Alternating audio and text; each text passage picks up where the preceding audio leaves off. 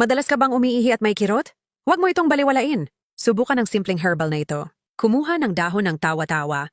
Pakuluan sa 2 baso ng tubig sa loob ng 10 minuto. Ang tawa-tawa ay kilala na tumutulong laban sa mikrobyo. Nakakatulong bawasan ang pamamaga ng pantog at pinapaganda ang daloy ng ihi.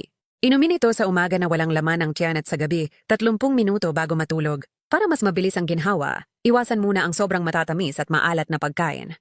Minsan ang simpleng dahon lang, maaaring magdala ng malaking ginhawa. Madalas ka bang umiihi at may kirot? Huwag mo itong baliwalain. Subukan ang simpleng herbal na ito. Kumuha ng dahon ng tawa-tawa. Pakuluan sa 2 baso ng tubig sa loob ng 10 minuto. Ang tawa-tawa ay kilala na tumutulong laban sa mikrobyo. Nakakatulong bawasan ang pamamaga ng pantog at pinapaganda ang daloy ng ihi. Inumin ito sa umaga na walang laman ng tiyan at sa gabi 30 minuto bago matulog. Para mas mabilis ang ginhawa, iwasan muna ang sobrang matatamis at maalat na pagkain. Minsan ang simpleng dahon lang, maaaring magdala ng malaking ginhawa.